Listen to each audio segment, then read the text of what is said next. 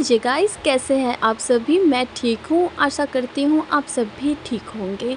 तो बहुत दिनों से मैं वीडियो नहीं बना रही थी, जिसे आप सभी को पता है कि मैं TRE 3.0 का एग्ज़ाम दी हूँ।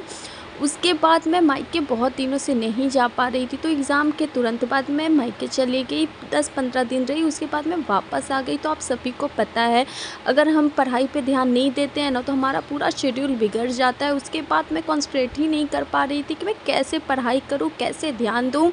तो कैसे भी सारी प्रॉब्लम मैंने सॉल्व की। उसके बाद सोचा नहीं, अब तो स्टडी पे ध्यान देना ही होगा। TRE 3 का कट ऑफ बहुत ज़्यादा जाने वाला है, पता नहीं इसका रिज़ल्ट कैसा होगा, मेरा नाम आएगा या नहीं आएगा। तो अपने आप को डिमोटिवेट मैंने नहीं किया और कंटिन्यू पढ़ाई करने का मैंने सोचा है। तो अब मैं TRE 4 का एग्ज़ाम का प्रिपरेशन कर रही हूँ।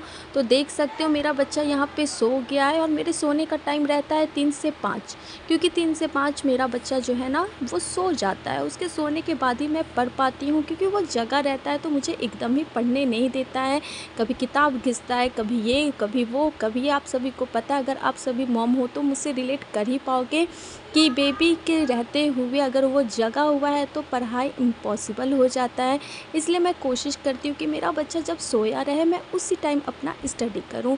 तो मैं यहाँ पे BPSC का, जैसा कि आप सभी को पता है, मैंने पिछली बार भी आप सभी से शेयर किया था, मैं ये बुक पढ़ रही हूँ। तो अभी GK GS के लिए मैं पढ़ रही हूँ, क्योंकि GK GS जो है ना, अगर हम नहीं पढ़ेंगे तो हम एकदम ही भूल जाते हैं। और मेरे साथ तो ऐसा ही होता है, मैं बहुत ज़्यादा कंफ्यूज हो जाती हूँ कि कौन सा ऑप्शन किस में जा। सफलता एक बार में नहीं मिलती है। सफलता किसी को फर्स्ट टाइम में मिल जाता है, किसी को सेकंड, किसी को थर्ड, किसी को फोर्थ। लेकिन अगर हम कोशिश करते रहेंगे तो हमें भी सफलता ज़रूर मिलेगा। हमें बस डीमोटिवेट नहीं होना है।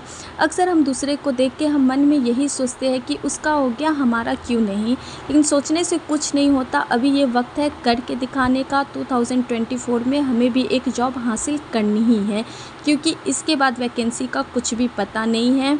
तो बस आप हिम्मत मत हारिए, पढ़ाई पे ध्यान दीजिए। बहुत मुश्किलें आएंगी, लेकिन इन मुश्किलों का सामना करते हुए हमें अपने पढ़ाई पे ध्यान देना है। बहुत सी बातें बनेगी, लेकिन उन बातों को इग्नोर करो। सेल्फ़ स्टडी पे ज़्यादा ध्यान दें।